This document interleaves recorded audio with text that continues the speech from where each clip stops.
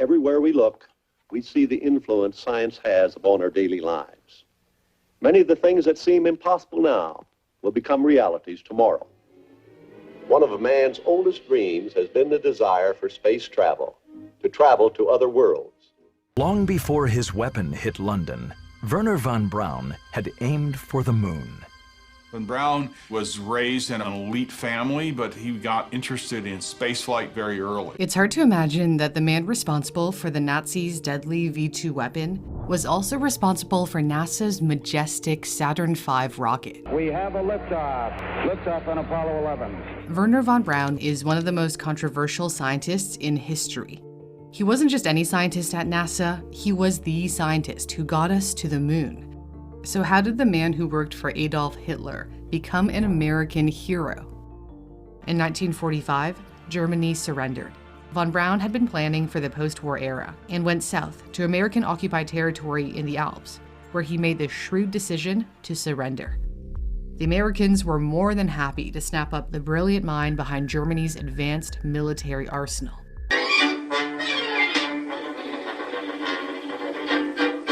While settled in America, he sailed to Europe in 1947 to bring back a bride.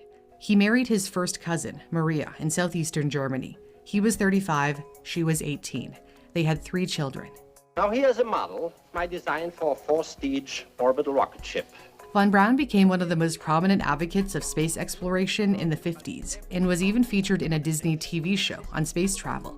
And in 1952, Walt Disney entered the picture. Walt Disney was very good at using film and television to increase public interest in certain topics, which was exactly what von Braun was trying to do for space exploration. Together, they teamed up on creating 3 television programs: Man in Space, Man on the Moon, and Mars and Beyond. Disney and his studio served as the artists and animators behind the shows, while von Braun served as technical director. Even though we now have the theoretical knowledge to make a trip to the moon, it will be many years yet before our plans can fully materialize. However, let us imagine for a moment that the many problems have been solved and that after completing our space station, we are ready to begin our first voyage around the moon. He, in return, was beloved by the world, except in 1938, when he was criticized for his controversial cartoon, Nazi Supermen Are Our Superiors. That's a nod to the common belief that Walt Disney hated Jewish people, a notion supported by a speech Meryl Streep delivered at the 2019 National Board of Review Awards, where she also claimed Disney was anti-Semitic. So where did this rumor come from? And along with his apple pie values came a certain small-town prejudice. He was as bigoted a person as I've ever encountered, especially in a position of power. He made no bones about not liking this or that type of people. He especially hated, he didn't like Jews, especially New York ones. Joan Scott had been aware of Disney's anti-Semitic reputation when she arrived at the studio. Being part Jewish, it made her feel uncomfortable. We were on our way to lunch at the commissary, and Disney's right-hand man came rushing out the door and said, "Wait a minute," and he said, "Joan, I have a question from Walt, and he just wants to know what your background is." And I knew, I don't know if it's instinctively just common sense, that he didn't want to know if I was English or French. So I said, "I'm really American hash. I'm some English, some Czech, some German, and I'm an 8th Jewish." And you could see this man's face just change expression.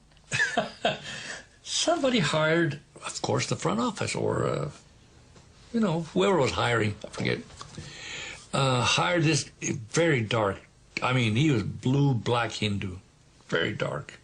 And so Walt was, walking along the hallway up to his room and must have made a take like he can't believe it. And when he saw this guy, God, he did a take. And went up to his office, I guess, and he said, what's that Negro doing around here? "Oh, no, he's not a Negro. He's a Hindu." We said, well, he's pretty dark. Get rid of him. The strategy that Wernher von Braun taught me was that first the Russians are going to be considered to be the enemy. In fact, when I met him in '74, they were the enemy, the identified enemy. We were told that they had killer satellites. We were told that they were coming to get us and control us, the dirty commies, that whole story. First, the Russians were the enemy against whom we're going to build space-based weapons.